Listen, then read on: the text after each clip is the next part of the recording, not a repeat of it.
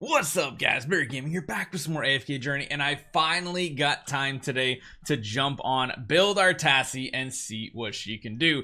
Sadly, the time that this hero releases is really bad for, I think, a lot of the content creators out there, honestly. I wish they would change it up, but we do have some of those Rustport rate-up invites that we got from the pre-order and stuff, and we are going to be building this Tasi all the way up to Supreme Plus, so that means we need 8 copies of her. I don't know if we're going to take her to Paragon just yet. It really depends on if she is actually meta defining or if she's too slow or doesn't affect the meta too much. We might pass it up because, again, she's not a boss damage dealer, and bossing is one of the most important things in the game.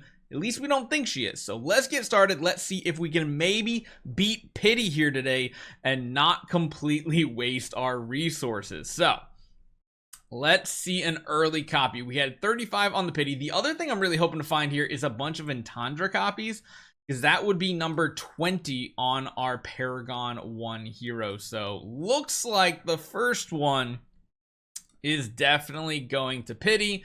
Hey, there we go. We got 1 Entendre, and then right here, 5 summons through this. We should have the Pity. It is the only copy we're getting here. Let's see her animation. Pretty solid. I like it. Mess with the hair. Yep, Tasi. She is a badass. Hopefully, we'll have to see. All right, now what I need here is to not go ridiculous on summons here. So we are 40 down. Let's see how many this A equals. Please tell me we hit Pit or we beat Pity. Oh, this is already not looking good. I feel like the last couple summoning sessions I've done, I've had the worst luck possible, whereas previously we actually did pretty good. More Lenya copies is good because, again, we want her at Paragon 1 eventually as well. And there is the Pity copy right there with some more Omni Acorns. Not a big help here. 80 in. This is a little crazy so far.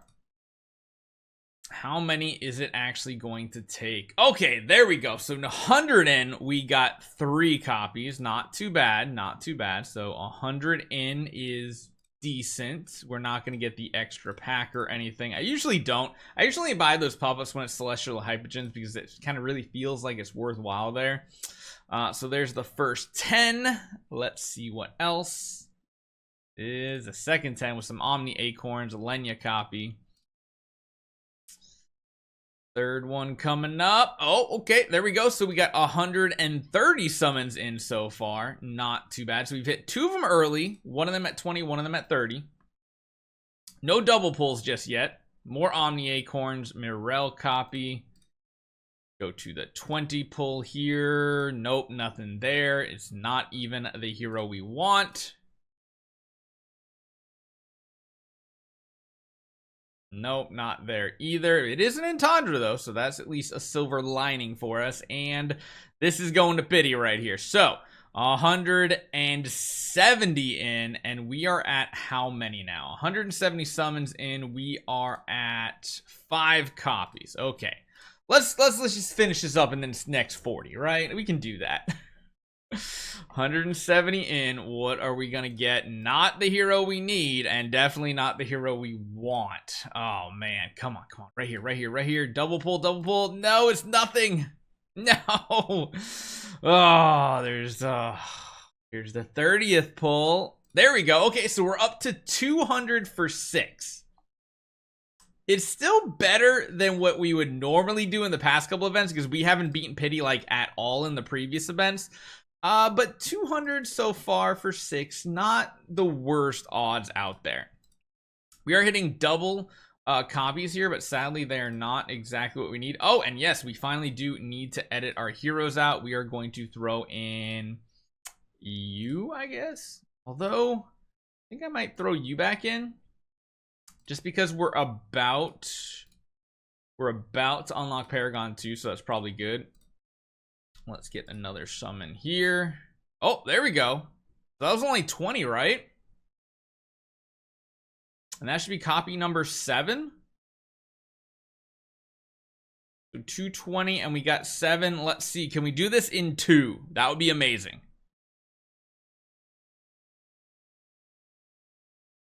No, come on, right here. If we do it right here, that means we would have averaged 1 copy every 30.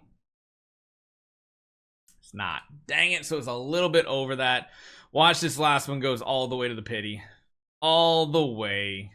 Yeah, this one's going to pity. So, not the best here. So, we go up to what? 260 total summons used to get a full Supreme plus Tasi. I mean, it is what it is at this point. We still have 70,000 left over, which is not too bad. And we get to build this hero up from nothing all the way to max. Now, I don't know if I want to invest too much in her exclusive just yet before we do a bunch of testing. Hey, it's finally an S tier hero, so we actually are going to use a lot of the Omni Acorns here, which is a nice little thing to have because we have a ton of, well, we have Omni Acorns and we have Acorns for each faction. There we go. There's Mythic Plus. Always feels weird after how many copies you need for like A-level heroes and stuff to see what it does. There we go to here. I just don't know how much in her exclusive we're going to invest in right away. I think going to like plus 10 is always a safe bet on a lot of these heroes. And beyond that, we do need to get the enhanced force up. We have 1,000 of these title essence, so not an issue there. That is pretty easy peasy.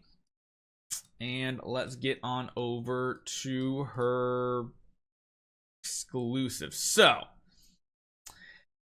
I feel like we definitely want to go plus 10. I just don't know if plus 15 is needed for additional haste, but going to plus 10 I feel like is what most people are going to do nowadays. Granted, plus 8 is like the best bang for your buck if you're really tight on your Twilight essence. I don't think I'm going to go plus 15 just yet. I don't think it's worth the investment until we can actually test her a little bit more. And then beyond that, she increases damage taken by the target. So we're just going to go ahead and craft a full epic set here. Right out of the gate. There we go. Got an exact set that we want for her. And yeah, we're now increasing the target's damage taken by 16% for 6 seconds after a control effect hits them. So not too bad. And beyond that, we do have affinity here. I think I'm just going to go like, man, once the season kind of like ends, you really run out of these resources pretty quick. Like it's a big burst, big fast speed boost to there. But yeah, let's get a couple things just equipped and let's just throw her in a lineup and see how she does. Now, one of the teams I've been using a lot is a light and dark style type team with a Taylene. However, if we're going for more of a traditional squad at this point, what I kind of want to try, gosh, you know what? I want to try even without you. I want to throw the Taylene in and I want to throw Wilders in this squad. So I want to do the Almas. I want to throw, of course, you in, and I want to do the Aaron type comp. Honestly, having Taylene might even be an issue here. Maybe just running like Arden is the best play. Let's just see how this looks. Let's just see. I'm not quite sure how this works just yet, and of course I don't have the second team set up properly yet either. I kind of just want to see how she does. So the biggest problem she has is she loves teleporting into the enemy formations, and the fact that she's taken a lot of damage does get a little sketchy because you see right here she's about to die. Now her ultimate is a little slow in coming out. It's decent, but I think one of the biggest like issues I could kind of see with this hero is survivability issues. I almost feel like running her on some sort of team with a Reinier might be really good just to give her that extra healing boost at the very beginning of the battle. You can see here if you are running up against some of these heroes that have very tankiness like an Entandra and a Shakir combo, I don't know if we have the damage to really beat them out because beyond that, we can't control the Shakir in this type of team, so that kind of makes her a little bit less useful here. I almost want to run something a little different here. And honestly, I don't even know if we need to go with a more traditional CC style team. I wonder if building something more along the lines of this, where we're doing that nice little swap there, and maybe even pumping a bunch of extra ultimates might be kind of a cool combo here. Because again, the worst part about her is she loves teleporting to the other side of the battlefield anyway, so you see right there she jumps over, but in this situation it does give her a little bit of survivability to make this work. So as offensive, like even in PvP, if she's on the offensive side, if you can get a good swap on her, that would probably be a ton of help right here. You can see the survivability of this squad versus the CC one much better because of course You can't CC everybody on this other team here, and even our Reiner's staying alive. The other thing is we're getting tons of procs of the Tide Call spell, which is cool. And of course, we have additional penetration on the units that she does CC, and eventually we do take them down. Wondering if we have enough damage, because again, she's mainly the only damage dealer that we have on this squad right now. And I just don't know if her damage is enough. Like you see right there, she does pop off when she uses her ultimate and everything. She does do quite a bit of damage. The problem is there's that life drain on the Shakir, and of course the tankiness and shielding on the Entendre for this wave that I don't know is necessarily the best. Now we do have Reiner to, to take her out of the battle, and maybe we can work down one target at a time. But when life drain is involved, I don't think her damage is quite good enough to make something happen. That's the only thing I'm kind of afraid of. We'll do some more actual in-depth like testing and stuff here later today. I just want to give you a quick little overview. I don't think anybody is even considering using her in Dreamland. I just don't think that's going to be a possibility here. Let's just go against a team and see if we can make something work with this hero. Now I do think going for a more traditional squad here might be the better play.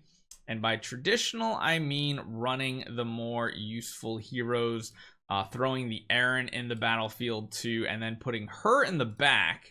Something like this, where she's also getting an lightning spell, might have a use. Let's just chuck it in and see how this works. This is a very traditional PvP versus PvP team right here. Question is, what does Tasi do on the battlefield? Keeping track of her is a little difficult too. She is right here in the back, which she's about to get her CC off. Good timing, because the Scarlita just came down, or it seems like it didn't really affect the Scarlita. But remember, she also has those mini stuns that actually work very well too. I'm intrigued to see if this type of team will make a non-celestial Hypogean team a little bit better. She is there for more for support, but she still has quite a bit of damage too. So we're going to do a bunch of testing here today. I'm going to come back, tell you guys what we found out about this hero. First look, she seems useful. I just don't know if she's that broken hero that she was in AFK Arena. Hopefully you guys enjoy this one. I'll see you guys next time.